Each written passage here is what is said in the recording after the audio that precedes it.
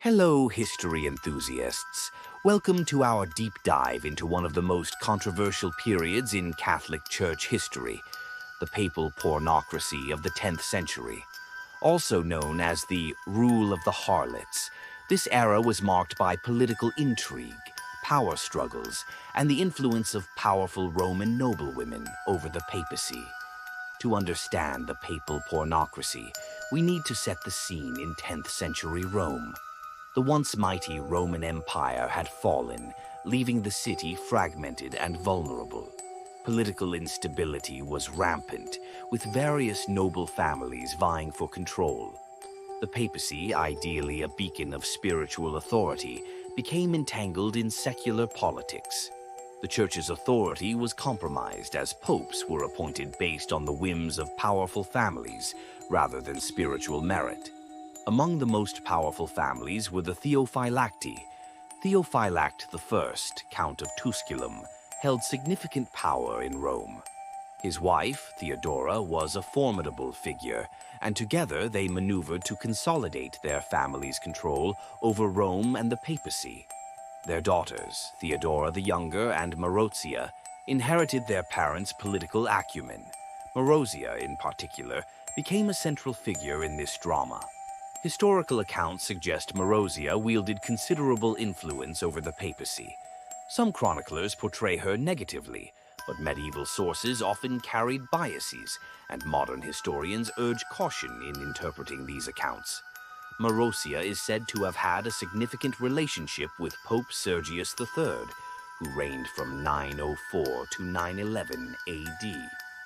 Sergius III's ascent to the papacy was supported by her family's influence, marking a shift toward increased secular control over church affairs. Pope Sergius III's reign exemplified the growing entanglement between the church and secular powers. With the backing of the Theophylacti family, Sergius secured his position, but at the cost of increased secular interference in ecclesiastical matters. During his tenure, the papacy became susceptible to the ambitions of noble families, setting a precedent for secular control of religious offices. Following Sergius III, a series of popes with short and uneventful reigns took the throne. Popes Anastasius III and Lando served brief terms, and their limited impact suggests they may have been figureheads under the influence of dominant Roman families. The appointment of popes became a tool for advancing familial interests rather than serving the faithful. Pope John VI, who reigned from 914 to 928 AD, attempted to assert the independence of the papacy. He was active in political and military affairs, notably leading a coalition to victory against invading Saracens in 915 AD. However, his growing power conflicted with the interests of the Theophylacti family. Marozia is said to have orchestrated his arrest and imprisonment. John X died in captivity, though details vary among sources.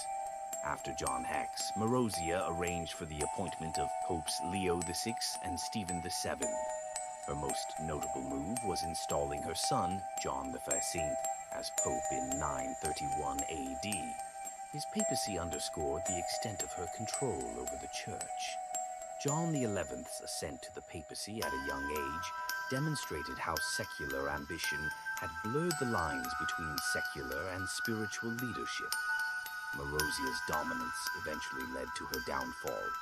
Her son, Alberic II, grew resentful of her power and the influence of her third husband, King Hugh of Italy. In 932 AD, Alberic incited a rebellion, overthrew his mother, and drove King Hugh out of Rome. Alberic II declared himself the Prince of the Romans, ending Marozia's control over the papacy and shifting the city's power dynamics. The papal pornocracy had lasting repercussions for the Catholic Church. This era exposed the susceptibility of the papacy to secular interference and underscored the need for reform. It wasn't until the 11th century, with the Gregorian reforms, that significant efforts were made to address these issues, including enforcing clerical celibacy and restoring the Church's independence from secular rulers. Thank you for joining us in this exploration of the papal pornocracy. This period offers valuable insights into medieval politics and the challenges the Church faced in maintaining its authority amid secular pressures. If you enjoyed this historical deep dive, please give this video a thumbs up and subscribe for more intriguing stories. Stay curious.